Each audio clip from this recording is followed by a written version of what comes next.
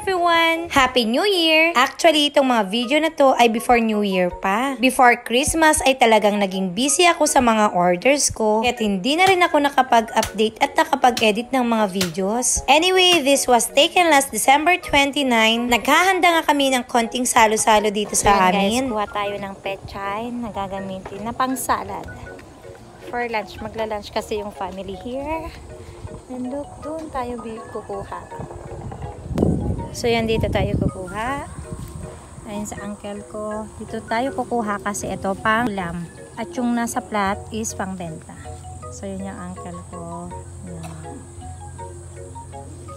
Actually, may nakuha na akong konti. Here. Ayan guys.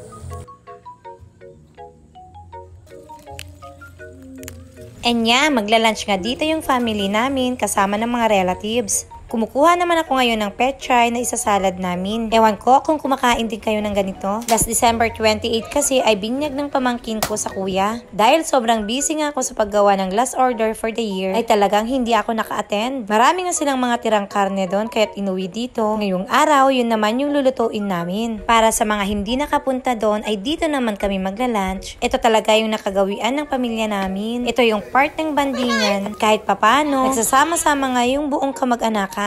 Supposedly, magsisimba nga dapat ako nung araw na to kasi linggo. Pero naawa naman ako dito sa auntie ko at walang kasama sa pagluluto. Alam nyo ba, makwento ko lang, lahat pala ng mga pangyayari sa buhay natin ay hindi permanente. Kasi nung mga bata pa kami, ay talagang parang once a week nga lang kami nakakatikim ng karne noon.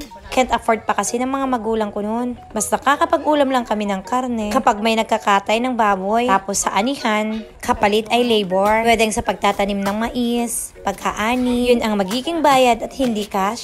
Tapos ngayon, kahit 2 baboy pa ay kayang-kaya na nga naming bumili. Sa nakala ng iba ay hindi kami nagdaan ng hirap. Pero sadyang pinanganak talaga kaming mahirap. Nagsumikap lang kami at makatapos ang pag-aaral. Kaya't kung ano man meron kami ngayon at kung ano man yung nararanasan naming karangyaan, yun ay dahil sa pagsusumikap namin. Nangako kasi kami sa sarili namin na sana hindi maranasan ng mga magiging anak namin yung mga naranasan naming hirap ng mga bata pa kami. Hindi naman ibig sabihin, hindi na kailangan maghirap yung mga magiging anak namin. Basta gusto namin paghandaan. Yun nga yung thinking naming magkakapatid ng mga bata pa kami. Kaya kahit maging working student kami, huminto muna kami sa pag-aaral para matapos yung isa, ay talagang ginawa namin. Nagsalitan nga kami sa pag-aaral hanggang sa makatapos kami. At ngayon, kahit papano, masasabi ko naman na medyo nakakaluwag-luwag na kami sa buhay. Kasi nakakabili na kami ng karne kung kailan namin gusto.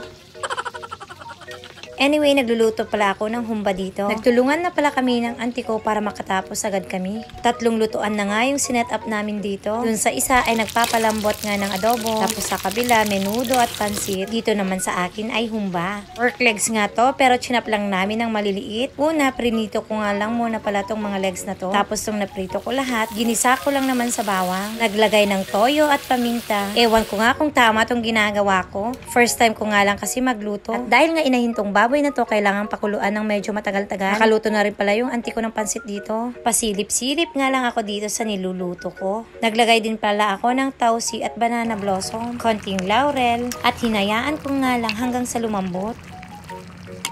Hindi ko na rin pala nakuhanan ng video yung iba. Nagluto rin pala kami ng konting tininding, steamed pechay, adobo, pansit, at yung iba pang putahe na inuwi nila kahapon. Nag-fried sila ng chicken na konti din. Ilang minuto nga lang at dumating na rin yung mga bisita naming kapamilya.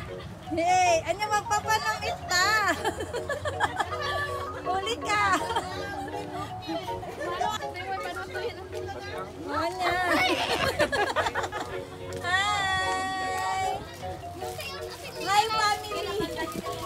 Welcome to my family! Kukulo mo ko yan. Amen! Oh, di okay na.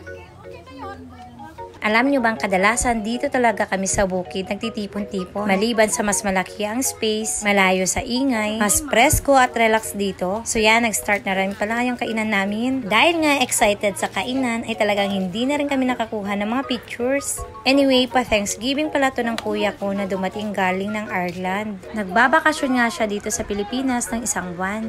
Second week ng January pa yung balik niya sa ibang bansa. Ganito rin kasi yung nakasanayan namin. Sa nagbabakasyon kami galing ng abroad, hindi namin nakakalimutan ang magpa-Thanksgiving. Actually, konting salo-salo lang naman. Oh.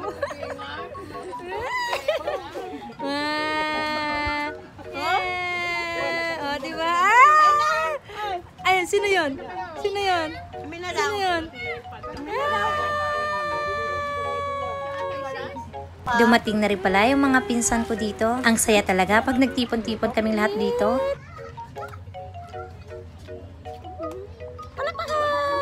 Tit pa lang. Wah!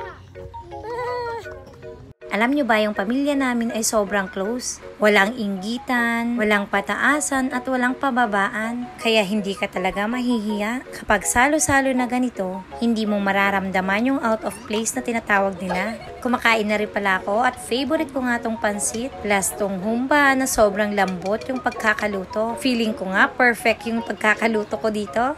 Ang sarap niya talagang papakin. Asan pa? Asan pa? Oh, tama na anak mo doon. Tama na to. Pinapala, digdig yan. Ako, walang ipin! Ako din! Ako din Yan. Ito iba. Proud na. Pagkatapos nga kumain, ay nagtawag naman si Mother Earth para naman sa chocolate. Sabi niya para sa mga bata, pero kami din ay nakipila. Konti nga lang din kasi yung mga batang nagpunta ngayon.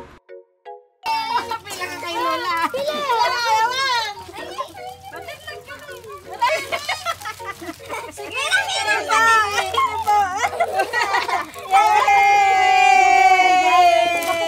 May dala-dala ng bag si Mother Earth at ang laman pala niyan ay panay chocolate. Tuwang-tuwa siyang namimigay sa mga bata. Alam nyo bang hindi lang bata yung natuwa dyan, kundi pati matatanda na rin. Grabe talagang mag-bless ni Lord, no? Kung dati kami lang yung nakikipila sa mga chocolates giving, ngayon kami na yung namimigay.